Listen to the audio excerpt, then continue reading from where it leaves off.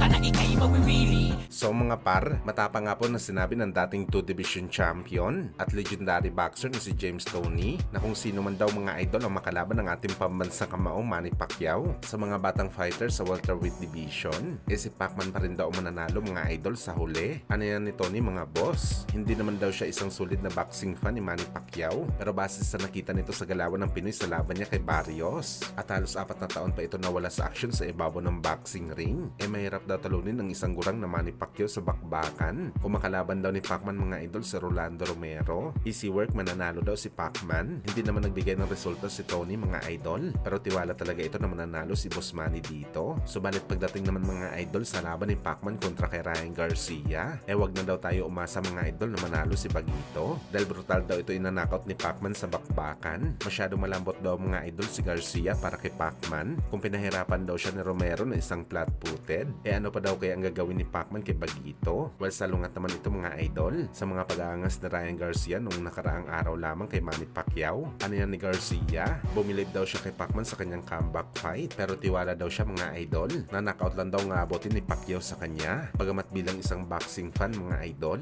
medyo malalim talaga ang rason ni James Toney sa prediction nito sa bakbakan ni Pacman at Ryan Garcia. Kumbaga mga idol, may basayan talaga ito. Napapatulugin talaga ni Pacman si Bagito dahil nga babasagin ang panga nito mga idol kapag natatamaan ng malakas na kamao. Samantala, speaking kay Manny Pacquiao mga idol, ginawara naman po ng parangal si Boss Manny ng WBC Azteca Belt, sariling titulo na gawa mismo ng World Boxing Council para sa mga tunay na warrior na lumaban sa boxing event ng PBC. Kasama ni Pacman mga idol si Sebastian Pondora na matindi ang pinakita nito na performance sa laban niya kay Temsu. Si Pacman binigyan ng titulo mga idol sa naging laban naman nito kontra kay Mario Barrios. At sa mga nagtataka mga idol, bakit kay Pacman binigay ang special na titulo na to? Dahil draw naman ang laban nito kay Barrios. Hindi naman pinagbasihan mga idol kung sino ang nanalo sa laban. Sa galawang mandirigman lang ito mga idol at nagdikta ng face ng laban. Yun ang pinagbasihan na makuha ang titulo na Azteca Belt.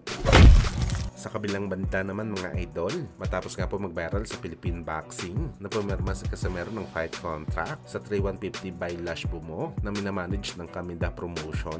At bukod sa laban ni Casimero mga idol kay Luis Neri na posible mangyari sa future fight ni Alas. Kung seryoso mga idol ang team Casimero na umakyat ng timbang sa featherweight division, malaki ang tsansa mga idol na makakasagupan ni Cuatro Alas ang IBF champion na si Angelo Leo, dahil minsan na nga napalaban dito si Leo sa promotion na to. Kalaban nito mismo si Tomoki Kamida. Sa tingin nyo ba mga idol, magbabago pang isip ng team Casimero na umakyat ng timbang sa 126 pounds? O di kaya kakasa sila sa laban kontra sa halimon na si Leo? Sa tingin nyo ba mga idol, may pag-asa si Casimero na manalo kay Leo, ang fighter na kasing angas din ni Alas sa ibabaw ng boxing ring?